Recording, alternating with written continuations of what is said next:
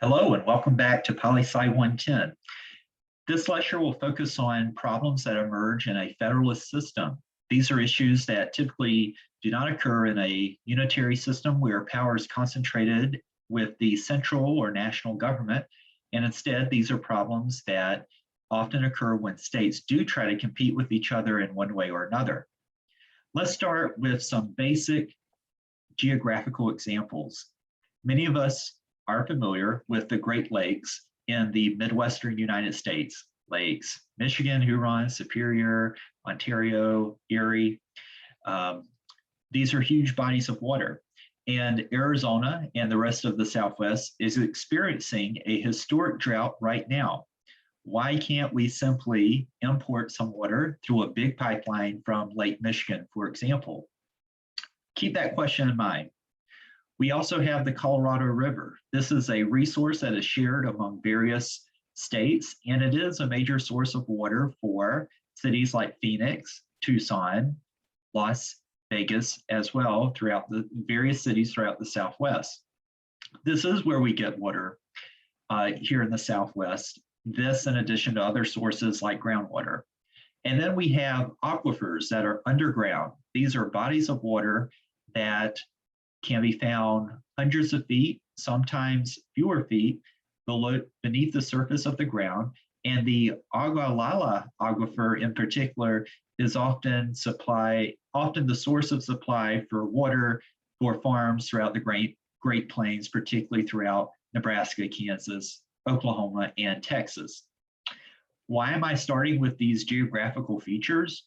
Because they are all common resources that are shared among various states. In the case of the Great Lakes, there are roughly 8 or so states that share borders on those lakes. The Colorado River passes through a variety of states: Colorado, Utah, Nevada, California, Arizona, and Sonora, Mexico, and Baja California. And the aquifer here is underneath multiple states. I'm counting 6 or so, maybe more if you include South Dakota and Wyoming.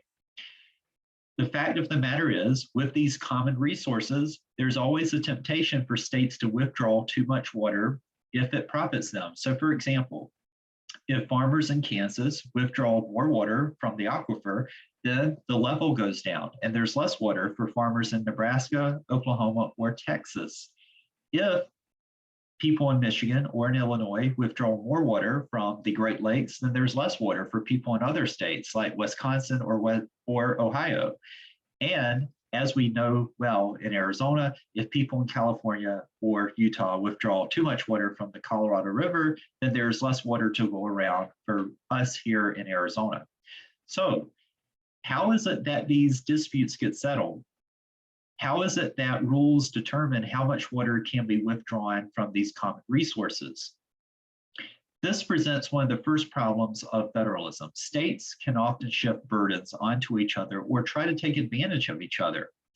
So for example, in the Southwest, there's a drought, and we can try to shift that problem, that drought, to the Midwest if we were able to import water from the Great Lakes. We could drain the Great Lakes dry, they would have a drought, and we in the Midwest, in the Southwest, would have as much water as we like.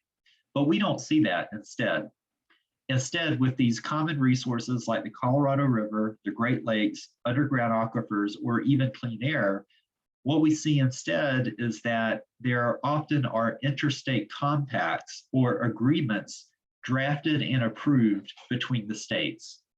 An interstate compact has to be approved by Congress, and it often will determine the correct rules for withdrawal from a common resource. So for example, according to the Great Lakes Compact, particular states cannot withdraw more than certain amounts of water from the Great Lakes, and it's fresh water.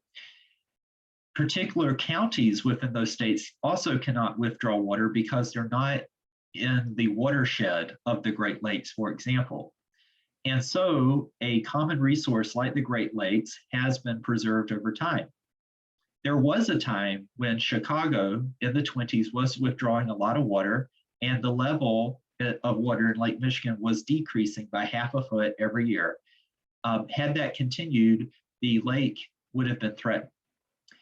Let's take the Colorado River. There is a Colorado River Compact that determines how much water states can withdraw along the river. So Arizona is entitled to a certain amount of water, and California is entitled to a certain amount of water, as are other states as well. And this helps to preserve the river itself and to prevent any one state from hogging or taking all of the water. But there are examples where these common resources are not regulated by interstate compacts. There are more than 200 compacts in effect right now between states, all of which have to be approved by Congress. What's an example of a resource that's not protected? An example would be clean air. So we know from various weather stations that wind patterns tend to follow certain directions in different parts of the country. So in Texas, for example, wind on average tends to blow north.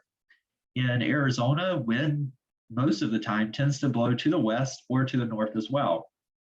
And what we found is that is political scientists have found that many state governments tend to approve of the construction of polluting industries or companies on the border. So the name of this study is Gone with the Wind, Federalism and the Strategic Location of Air Polluters. And so if a state such as West Virginia locates a company on its border with Ohio, for example, and if the wind carries that air pollution into Ohio, then lawmakers in West Virginia no longer have to worry about the negative effects on their constituents. They will not have to hear complaints from their constituents. Instead, the air pollution becomes another state's problem. Another issue with federalism is that states often can shirk or try to rely on the federal government to implement policies. States might fail to implement national policy as well. So to give you an example, the federal government actually relies on the state governments to enforce the Clean Water Act, or to ensure that various ponds, rivers, aqueducts, and other bodies of water are clean to an acceptable standard. There's some small amount of pollution that's allowed that's practicable, but overall, there has to be a certain standard of cleanliness. Enforcement tends to rest with the state environmental agencies, however, and those state environmental agencies, some of them are well-funded, some are less well-funded, depending on the priorities of the legislature. And so what we tend to see is that water quality tends to differ across the states. In some areas, water quality is less good than in other areas. So for example, Minnesota appears to have pretty good water quality compared to Arizona, which has more water quality violations as reported by state environmental agencies to the EPA, the Federal Environmental Protection Agency. And yet a third problem that emerges with federalism is that states and cities can often undermine each other in trying to compete for jobs. Remember that businesses and people can vote with their feet. They can move from one state to another depending on where the jobs are, depending on the services that they want are, depending on their preferred tax levels as well. We've heard a lot of people moving from certain states that they think have taxes that are too high, but some of those states also attract people who are drawn to particular services within those states. So if people can move or vote with their feet, what this means is that state governments often try to compete with each other for job opportunities or businesses. Retirees may like Florida, partially because there's no income tax. Some businesses may prefer certain other states because there are other kinds of low taxes in those states as well. Earlier, I had mentioned that governors sometimes compete in other states. In 2013, the governor of Florida, or governor of Texas, excuse me, appeared on radio ads in California telling them you should move to Texas. Now, while this may sound not like a bad idea, it can be good and bad. The good aspect is that state governments are responsive to their constituents and to businesses, and they want to keep those constituents happy and keep them prosperous and not give them reason to move away. But the unique challenges that this presents is that governors often have to convince businesses to move to their state. And this suggests that, or it leads to states often enacting special tax rates or exemptions from regulations. Some have argued that these tax breaks undermine the provision of basic services within the states and causes a race to the bottom. Others say, however, that it preserves the market order and allows economic growth to occur more freely or quickly.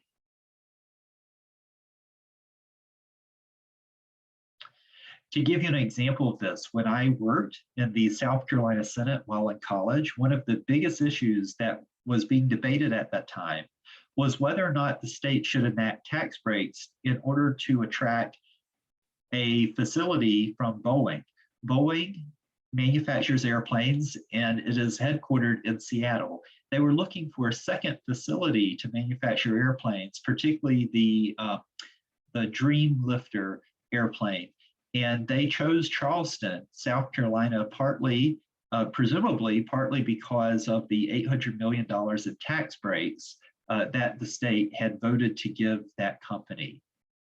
And of course, there are other examples as well. Many of us heard of the second headquarters for Amazon and how it was shopping